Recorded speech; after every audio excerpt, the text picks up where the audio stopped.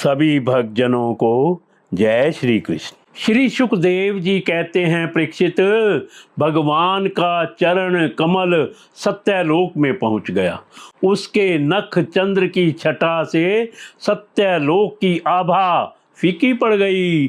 स्वयं ब्रह्मा भी उसके प्रकाश में डूब से गए। उन्होंने मरीचि आदि ऋषियों, सनंदन आदि नैष्ठिक ब्रह्मचारियों एवं बड़े बड़े योगियों के साथ भगवान के चरण कमल की अगवानी की। वेद, उपवेद, नियम, यम, तर्क, इतिहास, वेदांग और पुराण संगीताएं,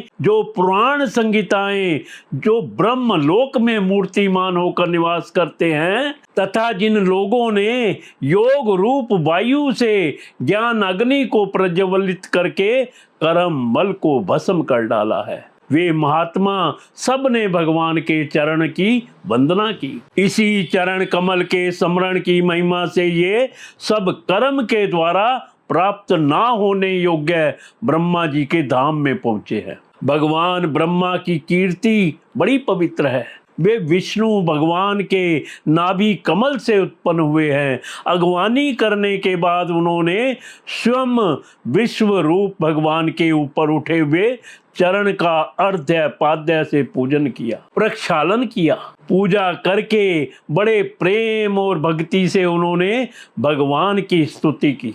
परीक्षित, ब्रह्मा के कमंडल का वही जल विश्वरूप भगवान के पांव पखारने से पवित्र होने के कारण उन गंगा जी के रूप में परिणित हो गया, जो आकाश मार्ग से पृथ्वी पर गिरकर तीनों लोकों को पवित्र करती है। ये गंगा जी क्या है?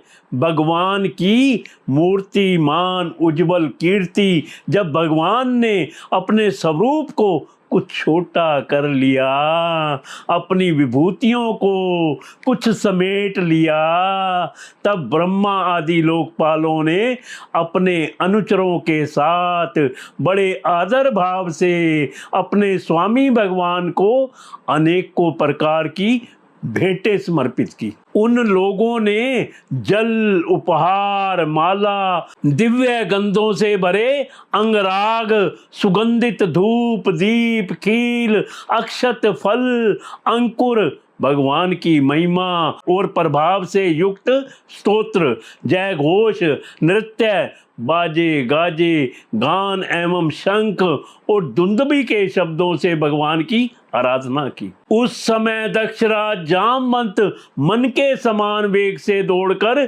सब दिशाओं में भैरी बजा बजा कर भगवान की मंगलमय विजय की घोषणा कराए। दैत्यों ने देखा कि वामन जी ने 3 पग पृथ्वी मांगने के बहाने सारी पृथ्वी ही छीन ली। तब वे सोचने लगे कि हमारे स्वामी बलि इस समय यज्ञ में दीक्षित हैं, वे तो कुछ कहेंगे नहीं।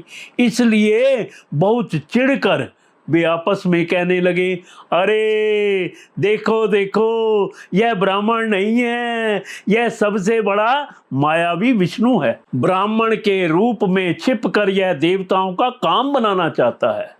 जब हमारे स्वामी यज्ञ में दीक्षित होकर किसी को किसी प्रकार का दंड देने के लिए उपरक्त हो गए हैं, तब इस शत्रु ने ब्रह्मचारी का वेश बनाकर पहले तो याचना की और पीछे हमारा सर्वस्व हरण कर लिया। यूं तो हमारे स्वामी सदा ही सत्यनिष्ठ हैं, परंतु यज्ञ में दीक्षित होने पर वे इस बात का विशेष ध्यान रखते हैं। वे ब्राह्मणों के बड़े भक्त हैं तथा उनके हृदय में दया भी बहुत है, इसलिए वे कभी झूठ नहीं बोल सकते।